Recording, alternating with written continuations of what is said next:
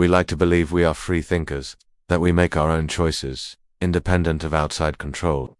But history proves otherwise. Again and again, ordinary people have obeyed commands they knew were wrong. They have followed orders that led to suffering, cruelty, and destruction. The question is not whether humans obey it as why. Obedience is not simply about fear. It is not always about punishment. It is about something deeper, the psychological mechanisms that make compliance feel natural, even when morality whispers otherwise. Understanding these forces is essential, because only by seeing them can we resist them. The roots of obedience begin with authority. From childhood, we are taught to respect figures of power: parents, teachers, leaders. Obedience is rewarded, defiance punished. Over time, we internalize the idea that following authority is not just expected, it is right.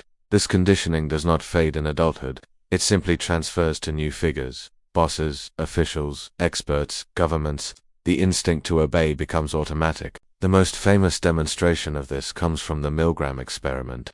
Volunteers believed they were administering electric shocks to another person as part of a study on learning. In reality, no shocks were given. The victim's screams were fake. But the volunteers did not know that. They believed they were causing real pain. And yet, under the instructions of a man in a lab coat, the majority continued pressing the button, delivering what they thought were lethal shocks. Why? Because authority told them to. This is the terrifying truth. When commands come from a figure of authority, most people obey, even against their conscience. It is not because they are evil. It is because their sense of responsibility shifts. They tell themselves, "I am not responsible, I am just following orders." This diffusion of responsibility is what makes obedience so powerful and so dangerous. But authority alone does not explain everything. Obedience is also shaped by conformity. Humans fear standing apart from the group. If everyone else is obeying, resistance feels impossible. We would rather betray our conscience than be cast out of the tribe. Social belonging is stronger than moral conviction. This is why regimes survive, why corruption spreads, why silence dominates even in the face of injustice.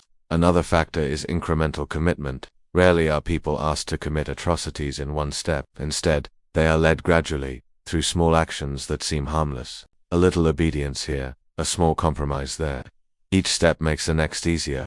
By the time they realize the consequences, they are already trapped in a web of obedience. This is how ordinary people become instruments of extraordinary evil, not by one decision, but by 1,000 small ones. But obedience is not only about external forces.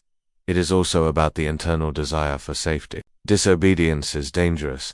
It brings punishment, conflict, uncertainty. Obedience, by contrast, offers protection. It allows us to hide behind authority, to avoid blame, to feel secure. The cost of obedience is freedom. But for many, freedom feels heavier than chains. History is filled with examples of obedience leading to destruction, soldiers following orders to commit atrocities, citizens turning on neighbors because the government demanded it, employees covering up corruption because their boss expected it. Time and again, obedience has been weaponized by those in power, and yet, people still believe they are immune. But here is the uncomfortable truth. You are not immune, none of us are. The same psychology that drove obedience in the past still lives within us today. The only difference is whether we are aware of it.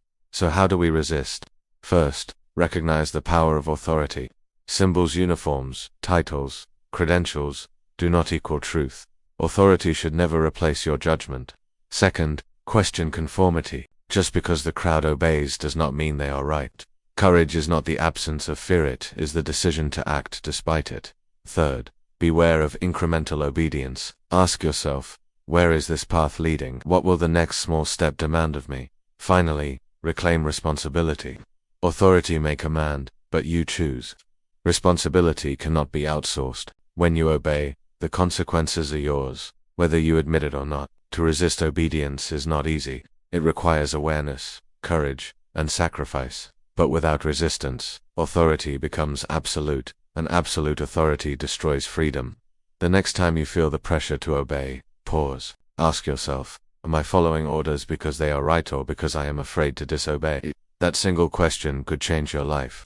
In the next week, notice one moment where you feel pressured to obey at work, in relationships, in society.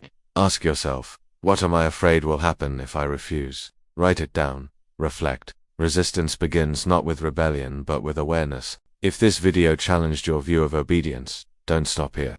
Subscribe to the channel for deeper explorations into psychology, power, and influence. Share this with someone who blindly follows orders. They may need this more than they realize.